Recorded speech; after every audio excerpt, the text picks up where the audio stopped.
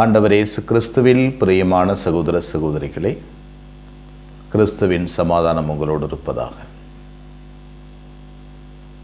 தவக்காலத்தினுடைய 2வது ஞாயிற்றுக்கிழமை ஆண்டவர் இயேசு கிறிஸ்து தாபோர் மலையில் உருமாறுகின்ற ஒரு நிகழ்வை இன்றைய இறைவாக்கு நம்முன் கொண்டு வருகிறது.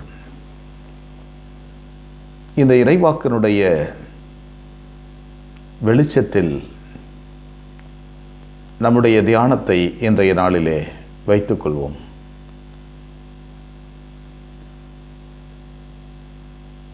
ஆண்டவர் இயேசு கிறிஸ்து யோவான், பேதுரு, யாக்கோபு மூவரையும் கூட்டிக் கொண்டு இந்த உயர்ந்த மலைக்கு செல்கிறார்.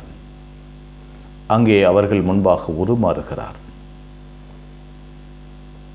அவருடைய ஆடை வெண்பனி போல வெண்ணீரமாக ஒளி வீசுகிறது. கடவுளின் பிரசன்னத்தை அவர்கள் பார்க்கிறார்கள். மேகத்தூண் வந்து இறங்குகிறது. கடவுளின் பிரசன்னம் வந்து இறங்குகிறது. மோய்சனும் எலியாவும் அவரோடு பேசுகிறார்கள். ஒரு அற்புதமான தரிசனம். கடவுளின் ஒளியை தங்கள் உள்ளத்தில் பார்க்கின்ற ஒரு அற்புதமான தரிசனம். அந்த தரிசனத்தை சுவைத்து சுவைத்து மகிழ்ந்த பேதுரு, ஆண்டவரே, இங்கே இருப்பது நல்லது. ஆண்டவரே, இங்கே இருப்பது நல்லது. ஏனென்றால்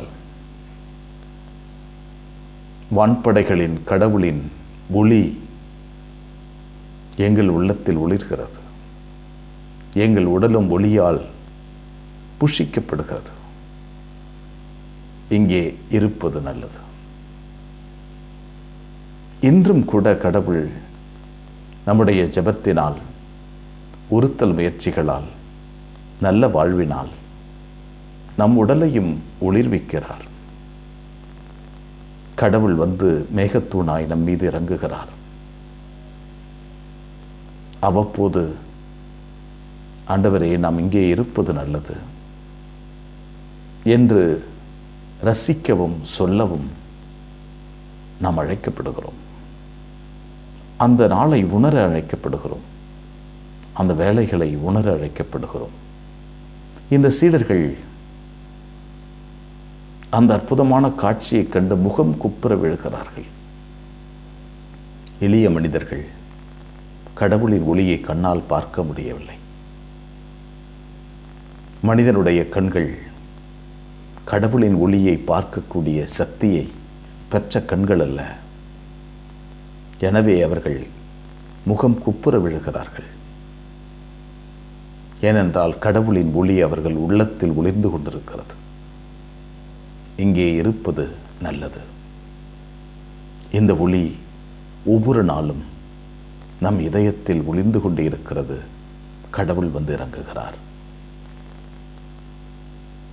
அதன் பிறகு தந்தை சொல்லுகிறார், அவருக்கு செவிசாயுங்கள்.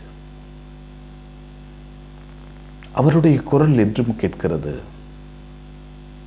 என்றும் நம் உள்ளத்தில் பேசுகிறார். என்றும் இறைவாக்கு வழியாக பேசுகிறார். என்றும் திருச்சபை வழியாய் பேசுகிறார். நல்லவர்கள் வழியாய் பேசுகிறார். அவருடைய குரலுக்கு செவிசாயுங்கள். எனவே இங்கே இருப்பது நல்லது. இருக்கின்ற போது அவருடைய குரலுக்கு செவிசாய்த்து கொண்டே இருக்க வேண்டும். அந்த ஒரு தரிசனம், அந்த ஒரு அற்புதமான தரிசனம் நம்முடைய வாழ்க்கையில் இருந்து கொண்டே இருக்க வேண்டும்.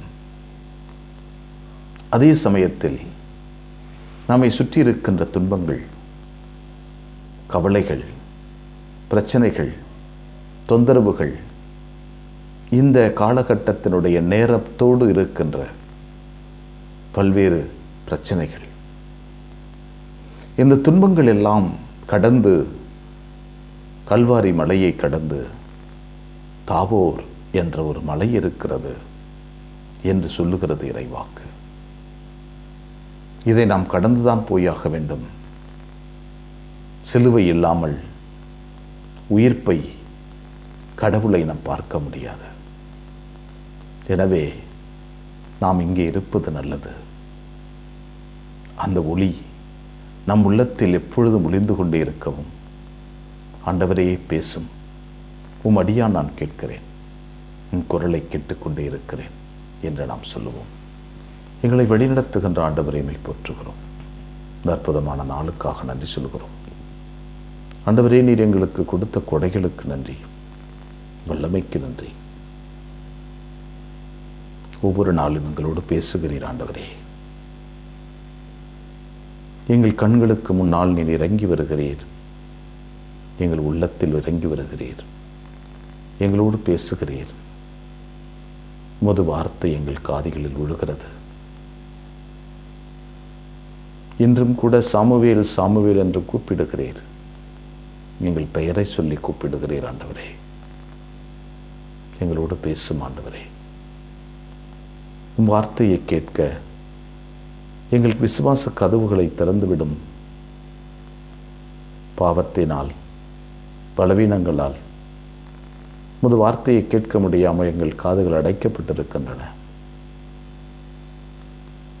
எங்கள் கண்களை திறந்துவிடும், எங்கள் காதுகளை திறந்துவிடும். உம் கையை நீட்டி எம் காதுகளை தொடும் ஆண்டவரே, கண்களை தொடும். உம் தெய்வீக பிரசன்னத்தை நாங்கள் பார்த்து மகிழ்வோமாக. அன்னைமரியே, எங்கள் அன்பு தாயே, உம் திருமகனிடம் எங்களுக்காக இடைவிடாது பரிந்து பேசும். ஆமேன்.